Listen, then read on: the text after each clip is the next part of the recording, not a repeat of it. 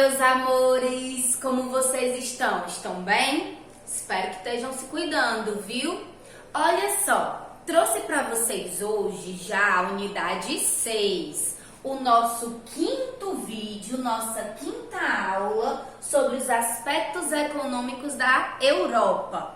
Então, bora lá acompanhar a aula. Abram aí a apostila de vocês na página 237, para a gente começar a explicação de hoje. É o seguinte, quando a gente fala de economia europeia, não temos como não lembrar da União Europeia. A União Europeia é um bloco econômico que foi o precursor dos outros blocos. Como assim? Durante a Guerra Fria, a Europa estava destruída, porque ela tinha vindo da Segunda Guerra Mundial. E aí ela ficou nas mãos das duas superpotências. De um lado, Estados Unidos, representando e influenciando o mundo com o capitalismo. Do outro, União Soviética, representando e influenciando o mundo com o socialismo. Tanto é que eles promoveram projetos para a Europa. A Europa ocidental foi influenciada pelo capitalismo estadunidense, enquanto que a Europa oriental foi influenciada pelo socialismo da União Soviética, certo? Então, para que eles não sucumbissem em meio a essas duas superpotências, eles pensaram o seguinte: vamos criar um bloco. Vamos criar, na verdade não era nem um bloco, vamos nos unir juntando nossas forças para fortalecer o que temos de melhor e assim podermos crescer juntos, né? Era isso que eles tinham como objetivo, né? Tentar fortalecer o que eles tinham lá dentro entre eles e assim se unir e crescer. Esse embrião da União Europeia, ele começou pequenininho, começou com a Benelux. A Benelux foi uma associação entre Bélgica, Holanda e Luxemburgo, a fim de fortalecer o comércio do aço e do ferro entre eles, e assim fortalecer suas indústrias de base, siderúrgicas, metalúrgicas, né? Mais tarde, a SECA, Comunidade Econômica do Carvão e do Aço, entraram a Benelux, Bélgica, Holanda e Luxemburgo, passou a fazer parte também França e Itália, Países Baixos e a Alemanha Ocidental. Nessa época a Alemanha estava dividida em duas, tá? E isso foi evoluindo com o Tratado de Roma, deu origem à Comunidade Econômica Europeia, mais tarde passou a se chamar Mercado Comum Europeu e a partir da assinatura do Tratado de Maastricht passou a se chamar União Europeia, contendo hoje 27 países membros, tá?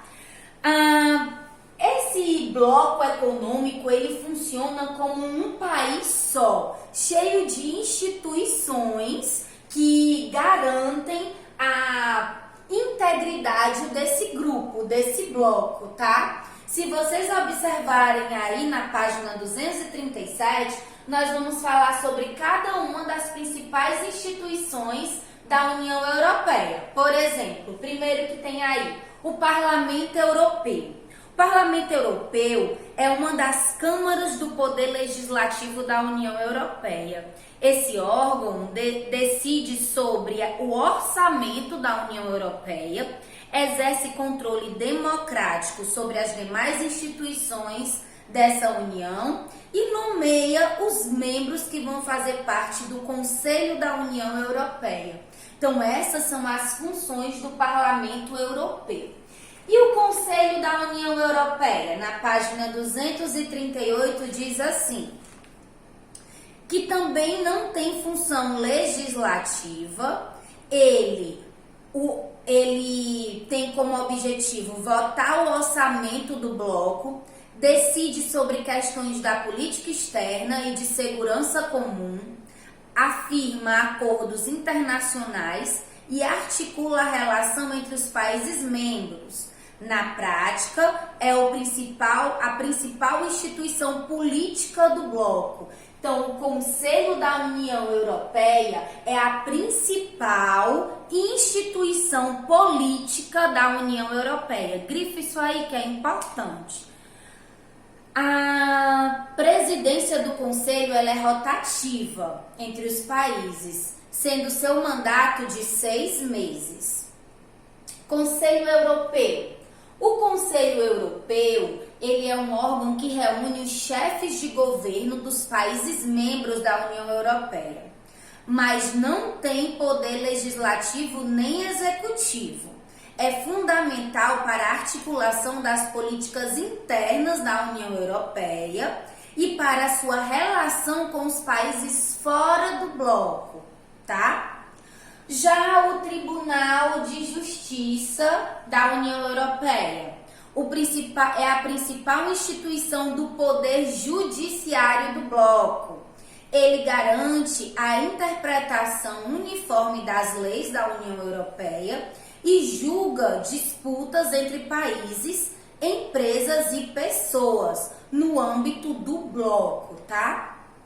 Já o Tribunal de Contas Europeu, ele examina a entrada e saída de dinheiro, não é um tribunal de contas, né? Então presta contas do dinheiro das instituições europeias e auditar o cumprimento do orçamento. Então, além de fiscalizar, também ele audita os orçamentos de cada um desses órgãos, né? Comissão Europeia. A Comissão Europeia, ela é o poder legislativo do bloco, que elabora as leis, tá? Propõe a legislação, as políticas e os programas da União Europeia. Implanta as políticas definidas pelo poder legislativo e executivo e executa o orçamento do bloco. Então, são as leis, né? E por último, o Banco Central Europeu. É o mais recente dentro das instituições. Ele promove a unificação da política econômica e monetária da União Europeia e implanta o euro como moeda única dentro do bloco. Só lembrando, tem países que pertencem à União Europeia que não usam o euro e tem países que não pertencem à União Europeia e que usam o euro. A gente vai ver já já. Na página 239, eles propõem para vocês uma atividade de pesquisa. Ele pede para que você, a partir do que você estudou, você pesquise sobre esses outros órgãos dentro da União Europeia. Eu pesquisei. Você pesquisou? Bora ver se a nossa resposta, comparar uma resposta com outra, para ver se dá certo. De acordo com a minha pesquisa, esse primeiro setor, Serviço Europeu para Ação Externa, eu botei assim: diplomático, garantir coerência e eficácia na política externa europeia. Então, é um órgão que garante a coerência e a eficácia da Europa, da política europeia, né? Externamente, para com os outros países fora do bloco. AB, Comitê Econômico e Social Europeu, instância consultiva entre pareceres sobre temáticas europeias, fazendo uma ponte entre o cidadão e a União Europeia. Então é como se fosse uma consulta popular, né, para saber que a opinião da população, levar essa opinião para dentro do bloco. C, Banco Europeu de Investimento. Esse Banco Europeu de Investimento, ele tem como objetivo melhorar o potencial europeu em termos de emprego e crescimento, apoiar ações para atenuar as alterações climáticas e promover políticas externas. E aí, até agora, as minhas respostas estão batendo com as de vocês? Pesquisaram mesmo? Ó, tô de olho. Bora pro próximo. Letra D. Provedor de Justiça Europeia. Atua como mediador entre o cidadão e a administração da União Europeia. Então, é um mediador, né? Autoridade Europeia para a Proteção de Dados atua garantindo a privacidade dos dados pessoais dos cidadãos europeus. Então, garante que aqueles dados que estão sendo analisados e utilizados não vão sair dali. Estão garantidos, né? Estão assegurados.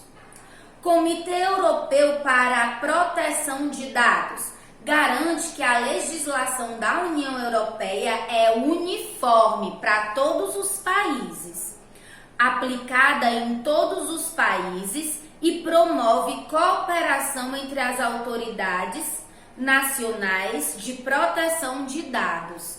Então, essas foram as minhas pesquisas e as pesquisas de vocês. Se tiver na mesma linha de raciocínio ou se tiver igualzinha, né, se for a mesma fonte, então tá tudo ok. Essas linhazinhas são muito pequenininhas, então se vocês quiserem fazer as anotações no caderno, eu acho melhor, tá?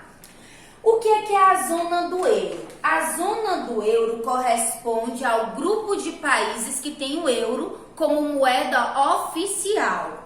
Nem todos os 27 países da União Europeia utilizam o euro como moeda. Por quê? Porque alguns países, como o caso do o Reino Unido, por exemplo, que tem a libra esterlina, né, como moeda, ela é muito mais forte que o euro. Então, existem alguns países que não aderiram ao euro, tá?